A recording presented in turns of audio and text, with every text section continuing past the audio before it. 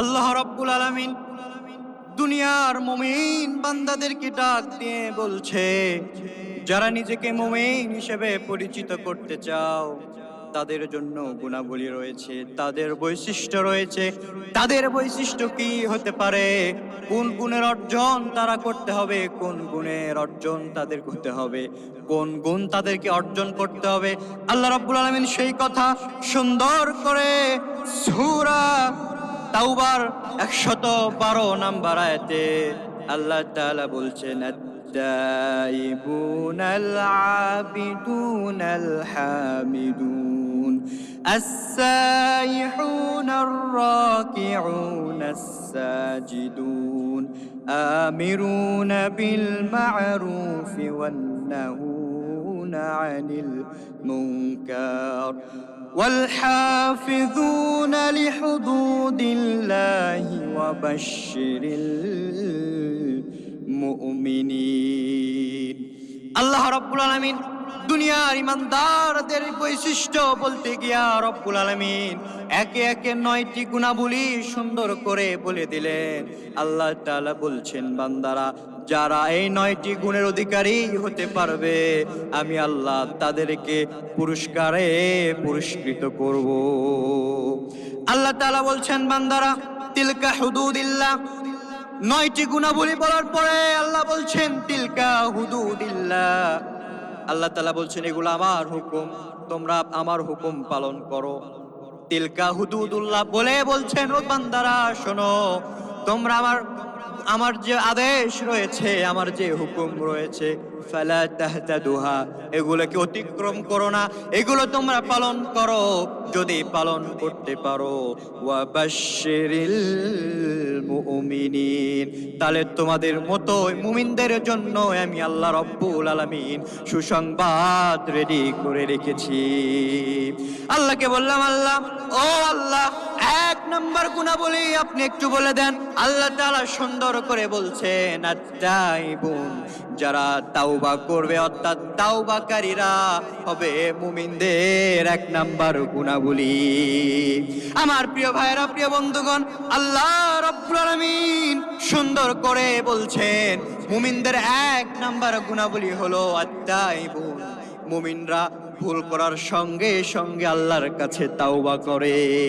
মুমিনরা তাওবা করে সঙ্গে সঙ্গে আল্লাহর কাছে ক্ষমা চায়। মুমিনদের জীবনে যখন অন্যায় হয়ে যায়, ভুল হয়ে যায়, মুমিনেরা যখন অন্যায় করে ফেলে, ভুল করে ফেলে, মিস্টেক হয়ে যায়, ভুল ক্রমে ভুলবশত অন্যায় করে ফেলে, আল্লাহ তাআলা বলছেন মুমিনেরা দেরি করে না, বরং মুমিনেরা সঙ্গে সঙ্গে আমি আল্লাহ রব্বুল আলামিনের কাছে ক্ষমা চায়। এরাই হলো মুমিন, এটাই হলো মুমিনদের 1 নাম্বার গুণ। মুমিনরা যখনই ভুল করবে তখনই আমি আল্লাহর কাছে মাপ চাইবে। আল্লাহু আকবার। আমার প্রিয় ভাইরা, প্রিয় বন্ধুগণ, আল্লাহ তাআলা তাওবার বিষয়ে অন্য জায়গায় সূরা তাহরিমের ভেতরে বলছেন, ইয়া আইয়ুহাল্লাযীনা আমানু তুবু ইলাল্লাহি তাওবাতান নাসুহা। দুনিয়ার মুসলমানেরা, দুনিয়ার ইমানদারেরা শোনো, তোমাদের যখন ভুল হয়ে যাবে, তোমরা যখন অন্যায় করে ফেলবা, গুনার কাজ করে ফেলবা, ভুল করে কোনো অন্যায়ের কাছে চলে যাবা, আমি আল্লাহর কাছে সঙ্গে সঙ্গে তাওবা করো। আর তাওবার মতো তাওবা করলে আমি আল্লাহ কথা দিয়ে দিলাম তোমাদের জীবনের গুনাহগুলো মাফ করে দিব। মুসলমান ভাইরা, আমাদের জীবনে যত গুনাহ হোক না কেন, আল্লাহ বলছেন টেনশন করা লাগবে না, চিন্তা করা লাগবে না। যদি আমার কাছে ক্ষমা চাইতে পারো বান্দা, আমি কথা দিয়ে দিচ্ছি তোমার পাহাড় পরিমাণ গুনাহ আমি আল্লাহ রাব্বুল আলামিন ক্ষমা করে দিব। আর প্রিয় ভাইয়েরা, প্রিয় বন্ধুগণ, আল্লাহ কে বললাম, আল্লাহ আমরা যদি পাহাড় পরিমাণ গুনাহ নিয়ে আপনার কাছে ক্ষমা চাই, ক্ষমা কি পাবো না? আল্লাহ বলছেন, বান্দারা তোমাদের গুনাহ যত বড়ই হোক না কেন, কুল ইয়া ইবাদিয়াল্লাযীনা আসরাফু আলা আনফুসিহিম লা তাকনাতু মির রাহমাতিল্লাহ ইন্নাল্লাহা ইয়াগফিরুয যুনুবা جميعا إنه هو الغفور الرحيم আল্লাহ রাব্বুল আলামিন বলছেন কুল হে নবী আপনি বলে দেন যারা গুনাহ করবে যারা অন্যায় করে ফেলে দেবে নিজের নফসের প্রতি জুলুম করবে তারা যেন আমি আল্লাহর কাছে ক্ষমা চাই আমি আল্লাহর কাছে যেন হতাশাগ্রস্ত না হয়ে যায় তারা যেন মনে না করে আয় আল্লাহ জীবনে অনেক গুনাহ করেছি গুনাহ করতে করতে পাহাড় পরিমাণ হয়ে গেছে আয় আল্লাহ তো আপনি তো ক্ষমা করবেন না আল্লাহ এই নিরাশাকে দূর করে দিয়ে হতাশাকে দূর করে আয়াত নাজিল করে দিলেন কুল ইয়া ইবাদিয়াল্লাযীনা আসরাফু আলা আনফুসিহিম লা তাকনাতু মির রাহমাতিল্লাহ দুনিয়ার মানুষেরা কত অন্যায় করে ফেলেছো তোমরা জীবনে কত গুনাহ করে ফেলেছো আমি আল্লাহর কাছে মাফ চাও আমি আল্লাহ তোমাদের জীবনের যত গুনাহ হোক না কেন আমি আল্লাহ কথা দিয়ে দিলাম তোমাদের জীবনের গুনাহগুলো মাফ করে দিব প্রিয় ভাইরা প্রিয় বন্ধুগণ আপনার জীবনে কত ওয়াক্ত নামাজ কাজা হয়েছে কত টাকা সুদে লাগিয়েছেন কত টাকার ঘুষ খেয়েছেন কত আপনি অন্যায় করেছেন সমস্ত অন্যায়ের কথা মনে করে আল্লাহর কাছে যদি তাওবা করতে পারেন তাওবাতুন নাসুহা করতে পারেন তাওবার মতো তাওবা করতে পারেন আল্লাহ সেজন্য বলছেন বান্দারা তাওবার মতো তাওবা করে নিবা আমি আল্লাহ কথা দিয়ে দিলাম তোমার জীবনের যত গুনাহ তুমি করো না কেন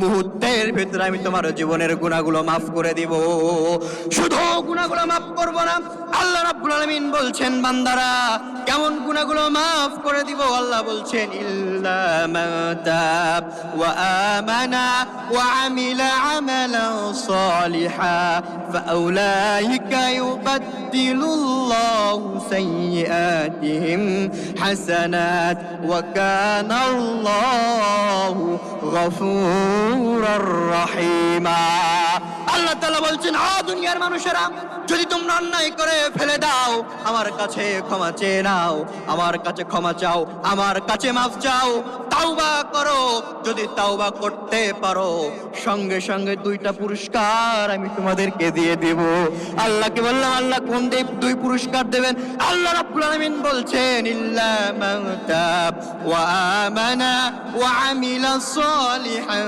ফাউলাইকা ইউবাদদিলুল্লাহ তোমরা জীবনে যত গুনাহ করেছো বান্দারা যেই গুনার জন্য অনুতপ্ত হয়ে আমি আল্লাহর কাছে মাপ চাইছো আমি আল্লাহর কাছে ক্ষমা চাইছো আমি আল্লাহর কাছে ক্ষমা চাওয়ার কারণে আমি আল্লাহ তোমাদের ক্ষমাগুলোকে কবুল করে নিয়া আমি তোমাদের জীবনের গুনাহগুলোকে মাফ করে দিলাম তোমাদের জীবনের গুনাহগুলোকে মাফ করে দিলাম আল্লাহ কি বললাম আল্লাহ শুধু কি গুনাহই মাফ করলেন আল্লাহ বলছেন না রে বান্দা না আমি শুধুমাত্র গুনাহগুলোকে মাফ করি নাই বরং কি করলাম তোমাদের জীবনে যে পরিমাণ গুনার জন্য আমি আল্লাহর কাছে ক্ষমা চেয়েছো আমি আল্লাহ তো ক্ষমাই করে দিলাম ওই সম পরিমাণ সওয়াব তোমার আমলনামায় আমি আল্লাহ ঢুকায়া দিলাম আমার ভাইয়ের আমার বন্ধুগণ এই জন্য আল্লাহ বলছেন বান্দারা খবরদার গুনাহ হয়ে যাবে ভুল হয়ে যাবে অন্যায় হতেই পারে কিন্তু তুমি গুনাহ করার পরে দেরি করো না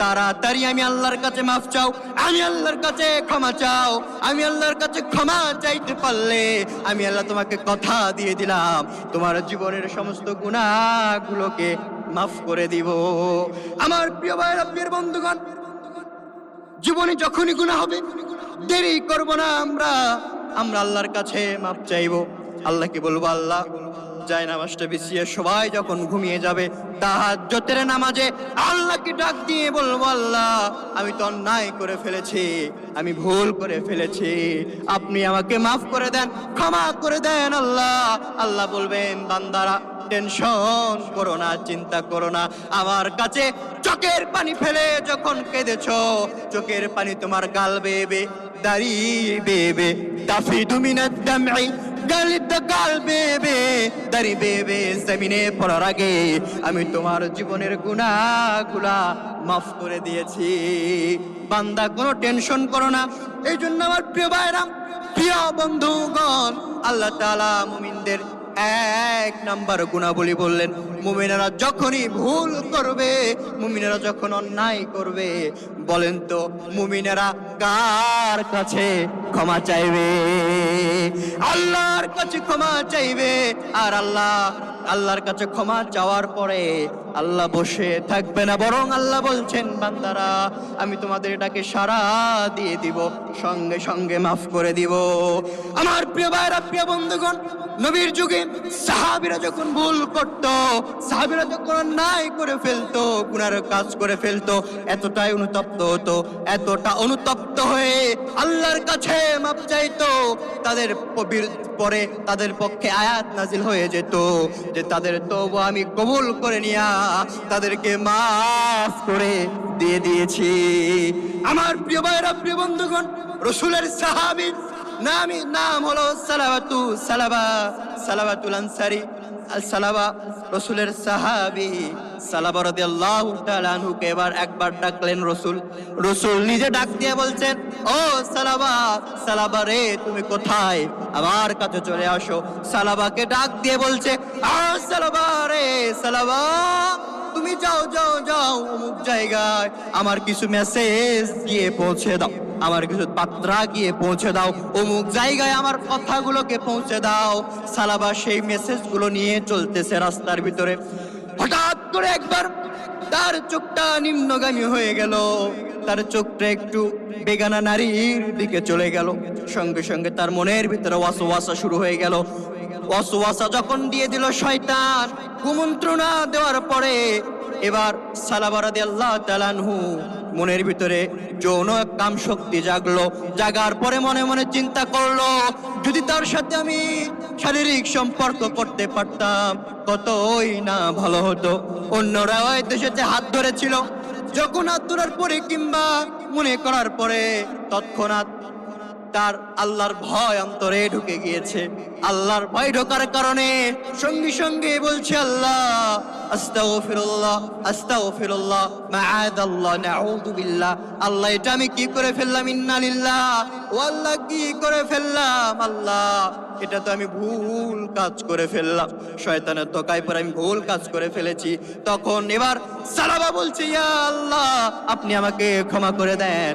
সালাবা মনে মনে চিন্তা করলেন, আমি যদি রাসূলের কাছে যাই আর রাসূল যদি আমাকে কোনো আমার বিরুদ্ধে আয়াতগুলো শুনিয়ে দেয়, আমি কেমন করে রাসূলের সামনে দাঁড়াবো? রাসূলের সামনে না গিয়ে নিজেকে আত্মগোপন করে ফেললেন। আত্মগোপন করার পরে পাহাড়ের ভিতরে চলে গেলেন। মক্কা মদিনার মাঝখানের জায়গা, যেখানে আরব বেদুইনরা বসবাস করত, এমন একটা জায়গায় চলে গেল।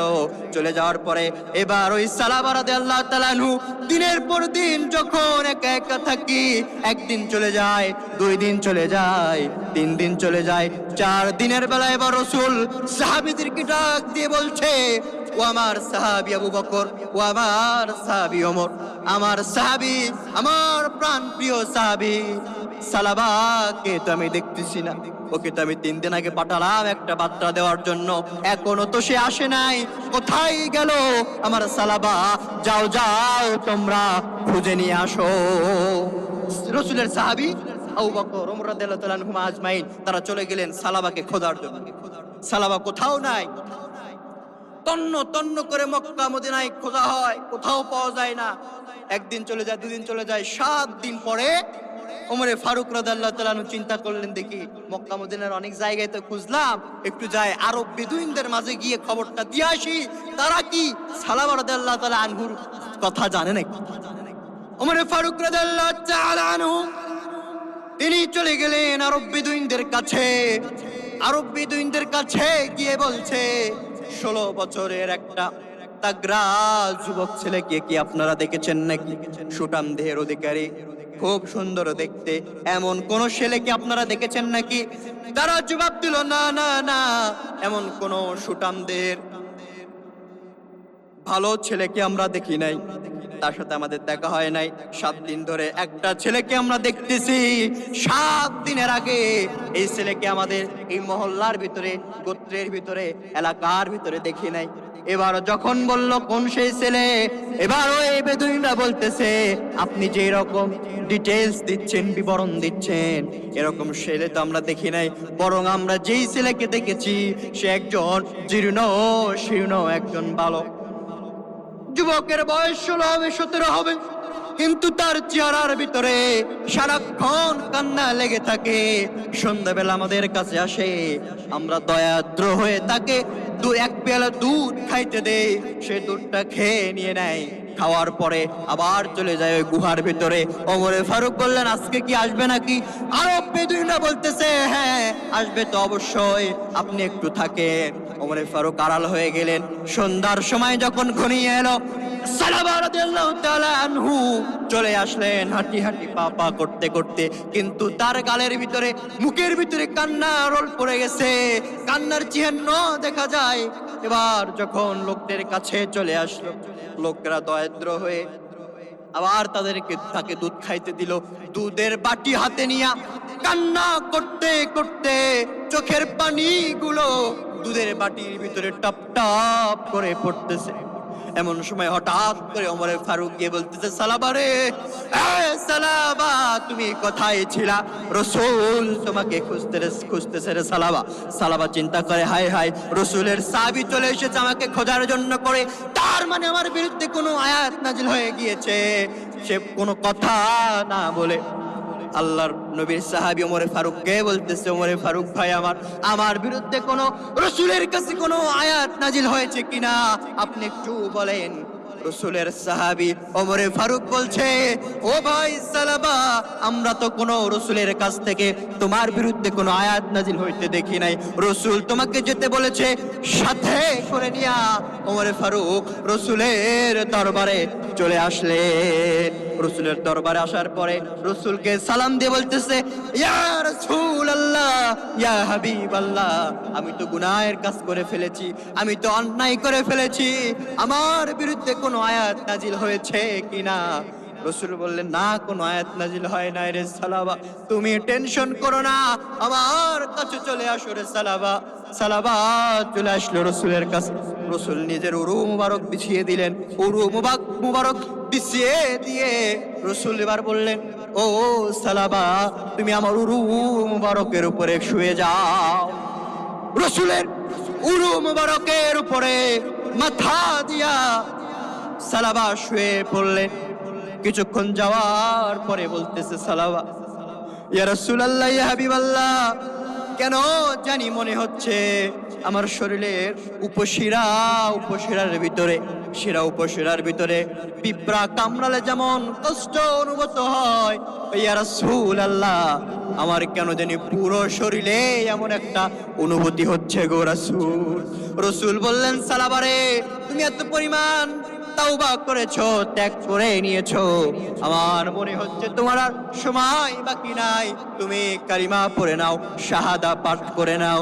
রাসূল তাকে নিজের মুখে তাকে শাহাদা পাঠ করে দিলেন, আশহাদু আল্লা লা ইলাহা ইল্লাল্লাহু মুহাম্মাদুর রাসূলুল্লাহ। রাসূল নিজে কালিমা পাঠ করে দিলেন। রাসূল বললেন ও সালাবা, তুমি প্রস্তুত নিয়ে নাও, তোমার মৃত্যু অতি সন্নিকটে চলে এসেছে। বলতে দেরি হলো, সালাবা মৃত্যুবরণ করতে দেরি করলেন না, সঙ্গে সঙ্গে মালাকাল মাউত চলে আসলো। মালাকাল মাউত আসার পরে এই মালাকাল মাউত যখন আসলো, আসার পরে এবার জানটা কবজ করে নিয়ে চলে গেল। রাসূলের সাহাবীকে গোসল করানো হলো। এবার জানাজায় রাসূল নিজে গেলেন। যাওয়ার পরে রাসূল নিজে জানাজা দোয়া করলেন।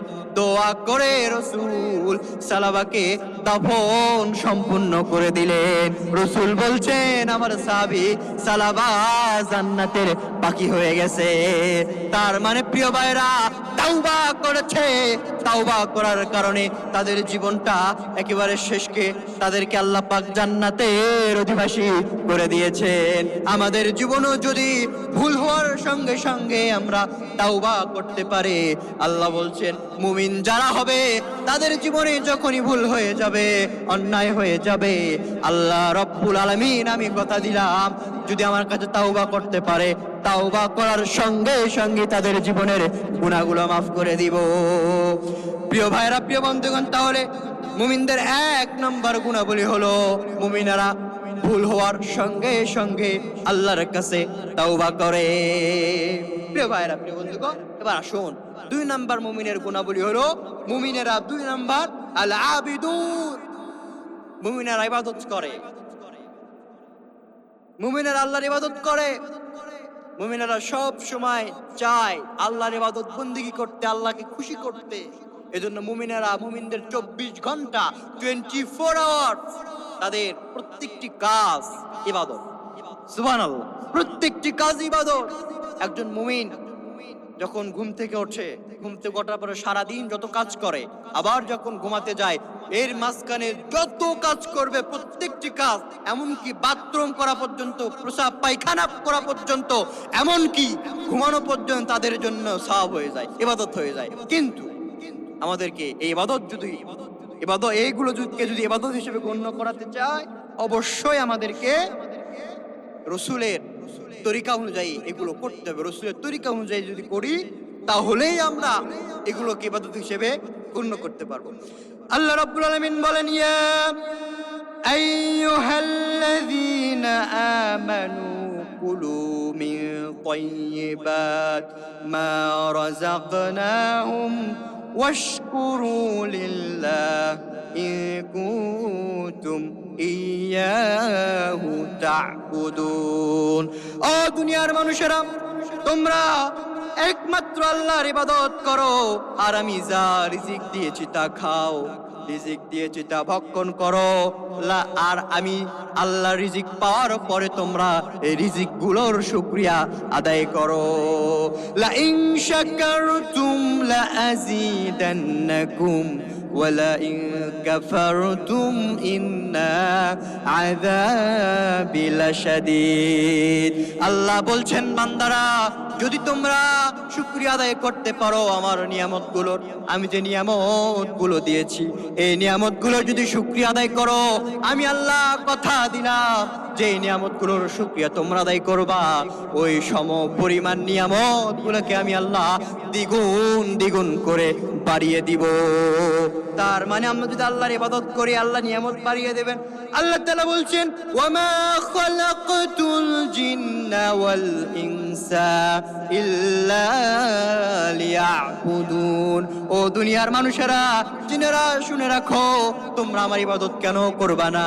কারণ তোমাদেরকে কেবলমাত্র শুধুমাত্র আমি আল্লাহ ইবাদত করার জন্যই বানিয়েছি।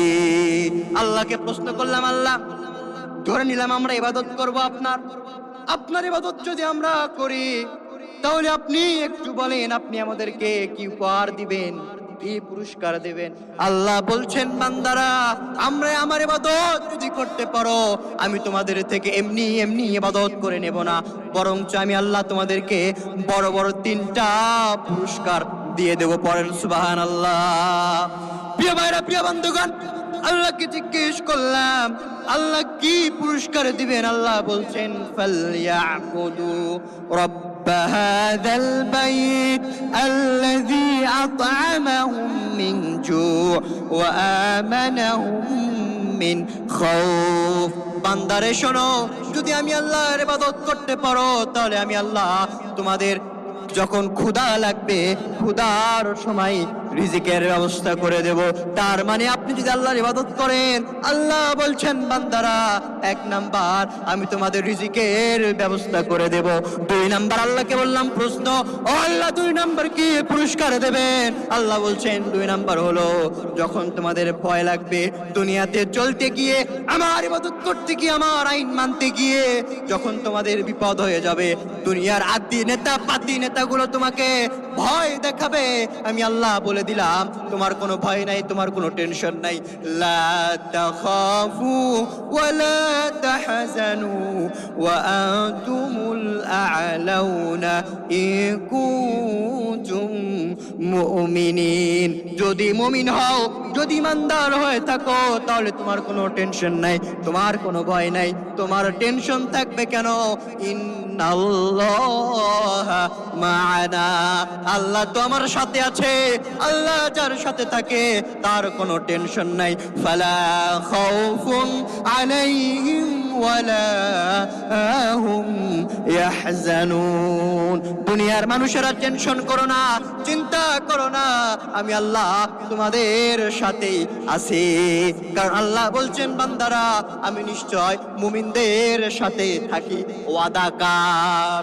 আল্লাহকে প্রশ্ন করলাম, আল্লাহ এক নাম্বার পুরস্কার দিলেন, আপনি আমাদেরকে রিজিকের ব্যবস্থা করে দিলেন।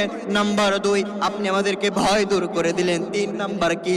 আল্লাহ বলছেন, বান্দারা 3 নাম্বার পুরস্কারটা আমি তোমাদেরকে দুনিয়ায় দিব না।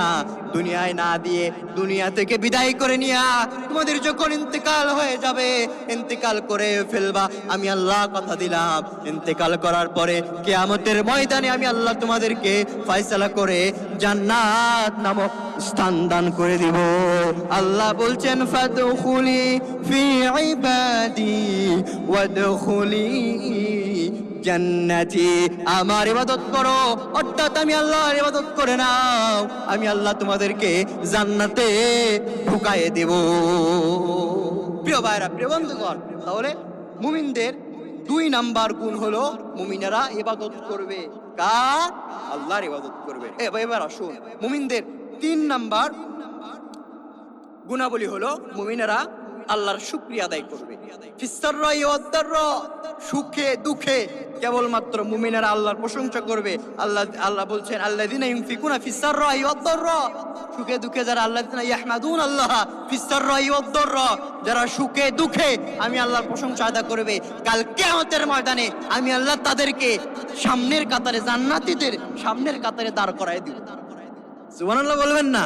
প্রিয় ভাইরা, প্রিয় বন্ধুগণ, তাহলে আল্লাহর শুকর আদায় করতে আল্লাহ তাআলা বলছেন, লা ইন শাকারতুম লাযিদান্নাকুম ওয়া লা ইন কাফারতুম ইন্না আযাবি লাশাদীদ। বান্দারা আমি আল্লাহর শুকরিয়া আদায় করো, আমি তোমাকে কত নিয়ামত দিয়েছি। তোমার চেহারার দিকে একটু তাকাও, তোমার মাথার দিকে একটু তাকাও, মাথার ভিতরে কত মেকানিক্যাল সিস্টেম আমি তোমার মাথার উপরে দিয়ে, মাথার ভিতরে দিয়েছি। মগজ দিয়ে তোমার চোখের দিকে তাকাও, তোমার মুখের দিকে তাকাও, তোমার স্ট্রাকচারের দিকে তাকাও, বডির দিকে তাকাও, তাকিয়ে দেখো। আর আমি আল্লাহর সেজদা, আমি আল্লাহর শুকরিয়া করো, আমি আল্লাহর শুকরিয়া করবা, আমি আল্লাহ তোমাদের নিয়ামতকে দ্বিগুণ করে বাড়িয়ে দেব। আল্লাহু আকবার। প্রিয় ভাইরা, প্রিয় বন্ধুগণ, তাহলে 3 নাম্বার হলো মুমিনেরা আল্লাহর শুকরিয়া আদায় করে। এবার 4 নাম্বার বৈশিষ্ট্য হলো মুমিনেরা 4 নাম্বার বৈশিষ্ট্য সাহিউন। সাহিউনের অর্থ মুফাসসির কেরামগণ 2টি করেছেন। 1 নাম্বার হলো যারা সফর করে, অর্থাৎ সফরকারী। আরেকটি অর্থ করেছেন, সেটি হলো সিয়াম পালনকারী। তাহলে যারা সিয়াম পালন করবে এবং সফর করবে, এটা হলো মুমিনদের একটা গুণাবলী। 4 নাম্বার গুণাবলী, মুমিনারা সফরে গেলে আল্লাহ নিদর্শন দেখবেন। কারণ আল্লাহ তাআলা বলছেন, বান্দারা কুল সিরু ফিল আরদ, ও নবী আপনি বলেন আপনার উম্মতেরা যেন কুল সিরু ফিল আরদ, জমিনে কোথায় কি আছে এগুলো যেন খুঁজে বেড়ায়, আল্লাহর নিদর্শনগুলো যেন দেখে, এগুলো দেখে দেখে যেন আমি আল্লাহর শুকরিয়া আদায় করে। তাহলে 4 নাম্বার হলো সফরকারী এবং সিয়াম পালনকারী। 5 নাম্বার রুকুকারী। আল্লাহ তাআলা বলছে, ইয়া আইয়ুহাল্লাযিনা আমানু কাউ ওয়াসজুদু ওয়া'বুদু রাব্বাকুম ওয়াফআলুল খায়রা লাআল্লাকুম তুফলিহুন। ওয়াসজুদু ওয়া'বুদ, আল্লাহ তাআলা বলছেন, বান্দারা রুকু করো, সিজদা করো আর নামাজ পড়ো। তাহলে 5 নম্বর হলো রুকুকারী, 6 নাম্বার হলো সিজদাকারী। যারা মুমিন হবে তাদের 5 নাম্বার গুণাবলী হলো তারা রুকু করবে, নাম্বার 6 সিজদা করবে। বলেন তো প্রিয় ভাইরা, রুকু এবং সিজদা আছে কোথায়? রুকু এবং সিজদা করে একসাথে কোথায়? জামাতে, নামাজে। তার মানে আমাকে আপনাকে নামাজি হতে হবে।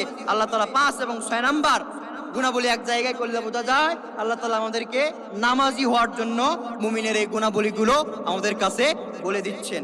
মুমিনের 6 নাম্বার গুণাবলী হলো মুমিন তা'মারুনা বিল মা'রুফ, তারা মুমিনেরা সব সময় সৎ কাজের আদেশ দেয়, নিজে সৎ কাজ করে এবং অন্যকে সৎ কাজের আদেশ দেয়। কুনতুম খায়রা উম্মাহ উখরিজাত লিন-নাস তা'মুরুনা বিল মা'রুফ ওয়া তানহাউনা আনিল মুনকার, তারা নিজেরা সৎ কাজ করে এবং অন্যকে সৎ কাজ করার আদেশ দেয়। এবং মুমিনদের 9 নাম্বার বৈশিষ্ট্য হলো, মুমিনেরা 8 নাম্বার বৈশিষ্ট্য হলো মুমিনেরা অসৎ কাজ থেকে মানুষদেরকে সতর্ক করে, মানুষদেরকে হেফাজতের জন্য মানুষদেরকে আহ্বান করে।